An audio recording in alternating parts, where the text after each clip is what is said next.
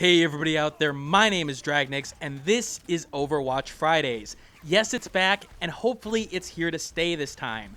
I'm understanding the importance of a regular series on the channel. I know I do a lot of review content, and it can feel sporadic. It's not like I try to make it sporadic. The fact of the matter is that reviews can take up to, 10 hours, 20 hours, 30 hours at a time, depending on the game. You don't know what the length of the game is, with rare exceptions. Stranger of Sword City, for example, I knew it was 51 hours going in. It's definitely not 51 hours, it's going to be more like 80 hours, but that's besides the point. But Overwatch is the game that I play for fun right now, whether it be with my friends from the RTD server from long ago, or whether it be from friends from TechRaptor. It is a game that I play an hour or two a night just to, cleanse the palate a little bit. Yeah, I am playing a lot of games in terms of critically analyzing it. But with that said, when you're analyzing games over and over and over and over again, you can sort of get into this rut where you're like looking at things all the time when you really don't need to, when you just sort of need to have a little bit of fun. And that's what Overwatch is. Now, with that said, I can't not use the footage because, well, I'd want to make more content for you guys. So I will be discussing issues that come up in the gaming community, or whether it be with Overwatch itself. For example, this week's topic: Overwatch's staying power.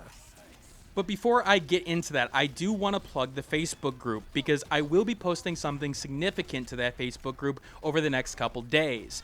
I will be posting the schedule of what I plan to cover over the next 3 months on this channel. Now, keep in mind this. Business-wise, this channel hasn't really done well. Yes, I have a Patreon. Yes, I do get some revenue in terms of ad revenue. Not a lot, probably like $10 a month at this point. But the fact of the matter is, I do want to plan things out, and if things don't go well, okay, so be it, but at least I've planned things out at this point. So you will find what I plan to cover, games like Death Road to Canada, Necropolis, Panzer Manzel, the tank dating simulator that I received from a friend who wants me to cover it, and I will cover it at this point. I wonder why they want me to cover it, but okay, Tank Girls, why not? You'll find the Facebook link in the description below, and just join it and maybe share it with a friend at this point. Alright, back to the topic at hand, online multiplayer shooters and their staying power. Now, a good example to start with right now is Battleborn. Battleborn came out with Overwatch, and needless to say, Battleborn has basically lost the fight at this point. Battleborn is about under 1,000 users online per day, which for when it came out, is pretty horrible. It is absolutely decimated by Overwatch, and Overwatch just hit 10 million unique users just to think about a week ago. So needless to say, Overwatch won that battle. But will it win the war over time? Against Battleborn, of course, but what about games like TF2 that have stayed around? What about games like Call of Duty? What about games like Battlefield? When Battlefield 1 comes out, will we see a significant user base drop when another game hits the market? Now, you may be saying to yourself, Dragnix, not a lot of online shooters have staying power nowadays. Games like Battlefield, games like Call of Duty, games like Titanfall, they have, their good 6 to 9 months or, maybe a year and a half, and then it's replaced with another game of the genre. So why do you think that a game has any staying power in this genre? Because there's one good example, Team Fortress 2. Team Fortress 2 came out on October 9th, 2007. That's 9 years ago. And for a game's life cycle of 9 years, that's pretty significant. Not a lot of games can claim that, and Team Fortress 2 is one of the best in terms of keeping an active user base. Hell, I still play it to this day in terms of competitive, as you saw on the channel yesterday. Now, with some video game personalities such as Notch referring to Overwatch's Team Fortress 3, you'd think, okay, this is going to kill Team Fortress 2, and we will see this dominate for the next 8 or 9 years. I'm not so sure about that. Don't get me wrong, Overwatch is a fantastic game, but I am concerned about its staying power. One of the major concerns I had going into this week was Blizzard's reaction time in terms of the meta of their game.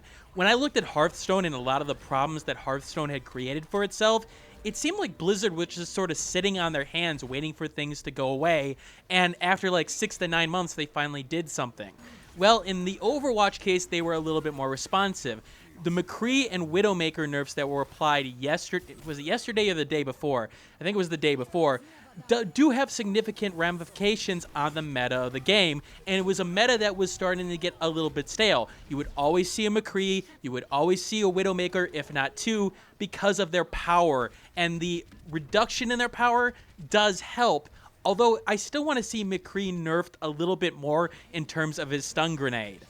In terms of Blizzard's turnaround on the issues, I think it was a reasonable time frame. The fact is that you have to take into account testing, implementation changes, and all the meta that goes into the balance of Overwatch as a whole.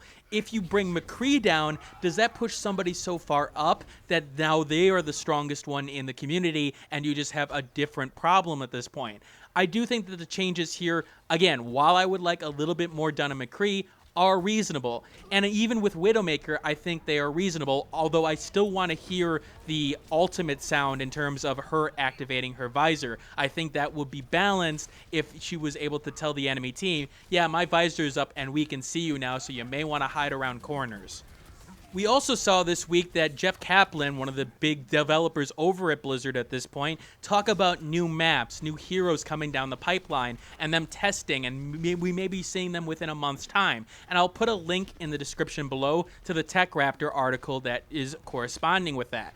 And that seems like a good kind of pace in terms of a monthly map, a monthly hero to keep the meta going. You don't want to throw everything at once because I think the game does have enough variety at this point, and you don't want to show all your cards. But in terms of the maps already, I am starting to feel a little bit stale, and maybe giving 2 maps at a time would be a good idea here. But content flow needs to keep on coming, and I think in terms of Blizzard, even though that Hearthstone maybe gets it every 4 to 6 months, I think that their focus on Overwatch, yeah, I do see this working rather nicely. Okay, so Blizzard seems to be reactive to their community and seems to be coming out with content on a monthly basis. So Dragnix, what is your problem here? Why do you think this game may not have staying power?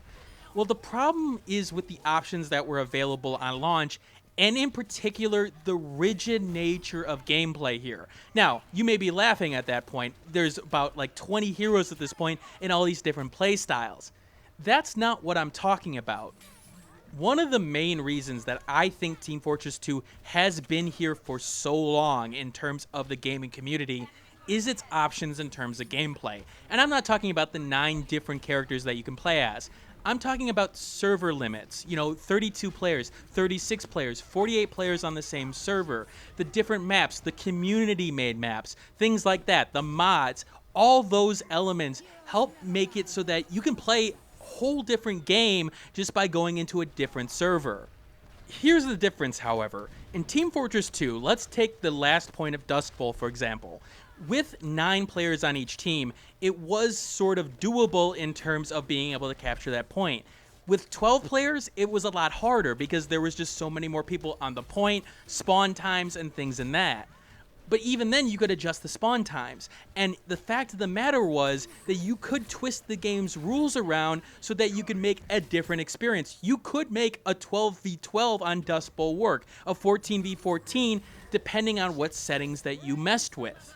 And with no dedicated servers in terms of the regular game, that is a bit of a problem for Overwatch. You can do this in the custom mode, in custom games that you have with your friends. You don't earn experience during that time, which has turned people off. It's like, okay, yeah, I can play a custom game, but I'm not earning the skins. Eventually, you'll earn all the skins, well, until they push out DLC or new cosmetics. But the fact of the matter is, people want to play the regular mode to get the new skins, to get the new intros. And even then, for the custom game, there's something about it that just doesn't work from a multiplayer standpoint, at least in my opinion. Not like the dedicated servers that are available in Team Fortress 2. Even the little things. When going into quick play, for example, I can't choose which map that I'm going to play on. Again, I'm going to say that you can do it on a custom game, but again, I want to earn experience or I want to play with some other people. Why can't I choose the map that I'm playing on? Those little options do make a huge difference for the longevity of your game. The fact is, I love playing on King's Row, for example. I love that map in terms of its balance, its sniper lanes that don't feel like natural sniper lanes, and just the closed space that opens up at the end. Games that I don't like playing are Ilios Lighthouse, for example, when I play it 5 or 6 times in a row. And with the RNG of, okay, I'm going to put myself into a quick game and I get put into that same map again, it can get really, really annoying. Now, Overwatch does still have the options in terms of all the heroes to keep things fresh even on those maps and some of those options that aren't available. But with the fact that you can't choose, eventually you're gonna get a little bit bored and you can't play the way that you want to play right now. I want to play a game of King's Row right now. I want to play a game of King's Row with Widowmaker right now. And I can get friends to play with me that will allow me to go Widowmaker, for example. By the way, I hate playing Widowmaker at times because guess what? I'm not a good sniper. But it's those kind of options that I think a game that will stay the long haul need. And I don't see that coming in Overwatch. Now, will they add those options eventually? It is possible, but the architecture that's there isn't necessarily conducive to that right now. And when I talk about that customization, I also talk about communities, people who come together in a like forum. The RTD server is a fine example of that. I used to play on an RTD server. It was a custom RTD. It had things like fire-breathing spiders, and a good amount of my friends came from that community. I could always go and play with them over and over again. And while I can play with my friends now via inviting them, it's not like I could play with all 20 of them at the same time. Or if I wanted to play with all 12 of them at this point, we have to again play a custom game. There's not other options for that. We have to play a custom game and that's it. You can't earn skins, you can't do all the things that I talked about before. And that sort of sucks.